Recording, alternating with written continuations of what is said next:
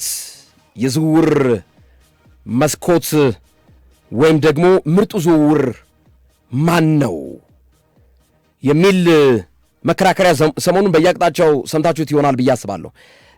እጩ ሆነው የቀረቡ አሉ። በእንግሊዝ ፕሪሚየር ሊግ የትኛው ተጫዋች ነው ምርጡ ዝውውር?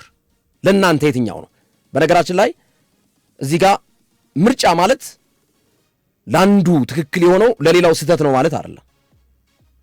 ለአንዱ ያመነበት ነው፣ አንዱ አይ ከሌ የተሻለ የፕሪሚየር ሊጉ ምርጥ ዝውውር ነው ብላችሁ ልትገልጹ ትችላላችሁ። ግን እጩዎቹን ልንገራችሁና አድማጮቻችን በተለያዩ ኮሜንት መስጫዎች ላይ የእናንተን ሐሳብ ከምክንያታችሁ ጋር እስኪ ግለጹልኝ፣ እስኪ ላኩልኝ። እስኪ እነዚህ በእንግሊዝ ፕሪሚየር ሊግ የውድድር ዓመቱ ምርጥ ዝውውር እጩ የገቡት ብራዚላዊ ጆዋው ፔድሮ የቼልሲ ተጫዋች ከብራይተንና ሆቭ አልቢዮን ነው ወደ ቼልሲ ቤት የተዛወረው ጆዋው ፔድሮ።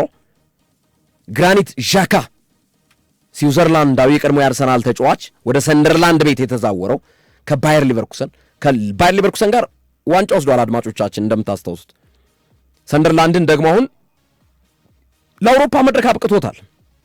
ጆዋው ፔድሮ እንደምታውቁት ከብራይተን ቤት ከሄደ በኋላ በፊፋ የክለቦች ዓለም ዋንጫ ቼልሲ ፓሪስ ሰን ጀርመን አሸንፎ ዋንጫውን ሲወስድ የጆዋው ፔድሮ አስተዋጽኦ ላቅ ያለ ነበር። ያው ይህንን የምጠቅስላችሁ ለንጽጽር እንዲያመች ነው። ሶስተኛው ሪያን ቸርኪ ነው።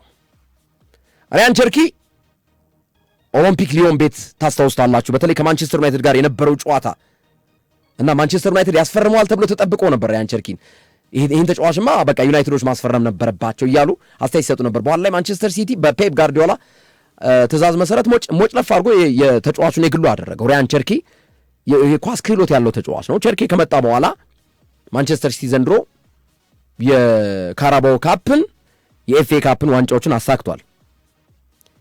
ሌላኛው አድሪያን ትሩፈርት ነው። ልክ እንደ ሪያን ቸርኪ ፈረንሳዊ ነው። አድሪያን ትሩፈርትን በበርማውዝ ቤት ታውቁታላችሁ። በግራ ተመላላሽ ቦታ 3 ቁጥር ለብሶ አደገኛ ኳሶችን ክሮስ በማድረግ አሁን በትላልቅ ክለቦች የሚፈለግ ተጫዋች ነው አድሪያን ትሩፈርት።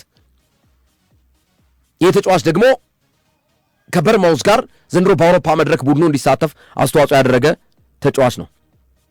ሌላኛው ስዊድናዊ የአርሰናል አጥቂ ቪክተር ዮኬሬስ ነው። በስፖርቲንግ ሊዝበን እግር ኳስ ክለብ አስደናቂ ብቃቱን ካሳየ በኋላ በበርካታ ክለቦች ራዳር ውስጥ ከገባ በኋላ ጭቅጭቅ የነበረበት ክርክር የነበረበት የዝውውር መስኮት በኋላ ላይ ኢቭን በራሳቸው በአርሰናል ቤት ውስጥ ጭምር በአንድሪያ ቤርታና በአሰልጣኝ ሚካኤል አርቴታ መካከል ለሁለት ሐሳብን የከፈለ ዮኬሬስ ይሻላል፣ ቤንያሚን ሼሽኮ ይሻላል። ማን ይሻላል? ሼሽኮን እናምጣ ከአርቢ ላይፕዚግ? አይ ኖ ዮኬሬስን ከስፖርቲንግ ሊዝበን። መጨረሻ ላይ ግን ሁለቱም ወደ አንድ ሐሳብ መጥተው ቪክተር ዮኬሬስ ተዛወረ። ቪክተር ዮኬሬስ ብዙ ጊዜ እንደምታዩት ያው 14 ጎል አስቆጥሯል። በነገራችን ላይ ይሄ ተጫዋች ከኳስ ውጭ ያለው እንቅስቃሴ በጣም የሚገርም ነው። አንድ ተጫዋች ብቻ ነው የሚበልጠው፣ ባይዘው የብሬንፎርዱ አይጎር ቲያጎ ብቻ ነው የሚበልጠው።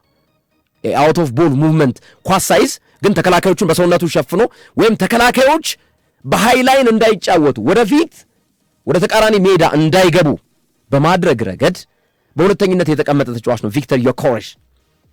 እና ይሄ ተጫዋች ከመጣ በኋላ አርሰናል ከሰከንድ ቦል ለማግኘት በሚደረግ ጥረት ላይ ሰከንድ ቦል ማለት አድማጮቻችን ኳሶች በሚመቱበት ሰዓት ላይ አንድ ተጫዋች ነክቶት የሚያወርደው ኳስ፣ ብዙ ጊዜ ተከላካዮች ገጭተው የሚያወርዱት ኳስ ሰከንድ ቦል ይባላል፣ በሌላ ተጫዋች ሲነካ ማለት ነው።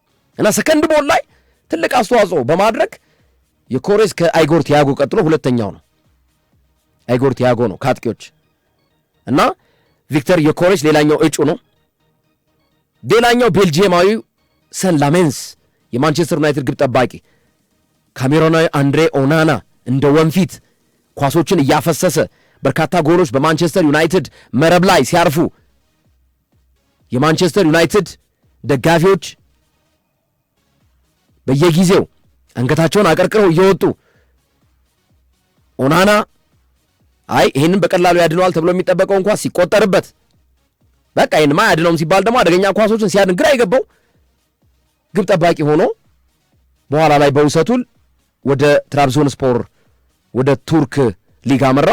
በነገራችን ላይ የተርኪሽ ካፕን ዋንጫ አንስቷል አንድሬ ኦናና። በውሰቱ ልዛቤንም ተሳክቶለታል። ተርኪሽ ካፕን አሳክቷል እና ወደ ማንቸስተር ዩናይትድ ቤት መመለስ ነው የሚፈልገው። አሁንም መመለስ ይፈልጋል። ተመልሶ ይመጣል። አሁን ግን ሰን ላሜንስን ያስቀምጧል አይመስለኝም በፍጹም። ኦናና ግን እኔ ከዚህ በኋላ ጠንካራ ስራ ሰርቼ የማንቸስተር ዩናይትድ ቁጥር 1 ግብ ጠባቂ ቦታዬን አስጠብቃለሁ እያለ ይገኛል። እኔ ግን አይመስለኝም። ያው ተጫዋቾች በስነ ልቦና ጥንካሬ ለማግኘት የዚህ አይነት ሐሳቦችን ይሰነዝራሉ። ሰን ላሜንስ አድማጮቻችን፣ የማንቸስተር ዩናይትዱ ሰን ላሜንስ ከተሰለፈባቸው 32 የእንግሊዝ ፕሪሚየር ሊግ ጨዋታዎች እና ሌሎች ጨዋታዎች አጠቃላይ ጨዋታዎች ካደረጋቸው ለማንቸስተር ዩናይትድ ከተሰለፈባቸው 32 ጨዋታዎች ሰን ላሜንስ የተሸነፈው 4 ጨዋታ ብቻ ነው። በጣም የሚገርም ቁጥራዊ አሃዝ ነው ሰን ላሜንስ ያስመዘገቡ። በጣም የሚገርም ማለት ነው። ከ32 ጨዋታ እሱ በተሰለፈበት ሰን ላሜንስ ግብ ጠባቂ ሆኖ በመጣበት ከ32 ጨዋታ በጣም በሚገርም ሁኔታ ይሄ ግብ ጠባቂ በ4 ጨዋታ ብቻ ነው የተሸነፈው። እጩ ነው ትራንስፈር ኦፍ ዘ ሲዝን፣ በፕሪሚየር ሊጉ ትራንስፈር ኦፍ ዘ ሲዝን ምርጡ ዝውውር።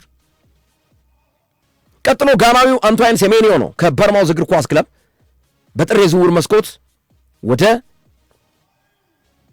ማንቸስተር ሲቲ የገባ ተጫዋች ነው። ሴሜኒዮ አንቷይን ሴሜኒዮ ከጋና ብሔራዊ ቡድን ጋር የምናየው ተጫዋች ሆናል በዓለም ዋንጫው ላይ። ሴሜኒዮ ይህ ተጫዋች ዶሜስቲክ ካፖችን አሳክቷል ከማንቸስተር ሲቲ ጋር። የእሱ ጎሎች ዋጋ ነበራቸው። ከመጣ በኋላ ለማንቸስተር ሲቲ ያስቆጠራቸውን ጎሎች ማየት ይቻላል። ጥር ላይ የመጣ ተጫዋች ነው። ሌላኛው ዶሚኒክ ካልቨርት ልዊን ነው። በነፃ ዝውውር አትፈለግም ተብሎ ልቀቅ ተብሎ ከኤቨርተን የወጣ ተጫዋች በሊድስ ዩናይትድ እግር ኳስ ክለብ አስደናቂ የውድድር ዓመት ያሳየ በነፃ ውጣ ተብሎ እኮ ነው አንፈልግም ተብሎ የተቀነሰ ተጫዋች ሊድስ ዩናይትድ እግር ኳስ ክለብ መጥቶ ግን አስደናቂ አጥቂ ሆኖ የአየር ላይ ኳሶችን በተለይ ወደ ጎልነት እየቀየረ አስደናቂ የውድድር ዓመት ከሊድስ ዩናይትድ ጋር ያሳለፈ ነው። ስለዚህ ከነዚህ መካከል የእናንተ ምርጡ ዝውውር የትኛው ነው?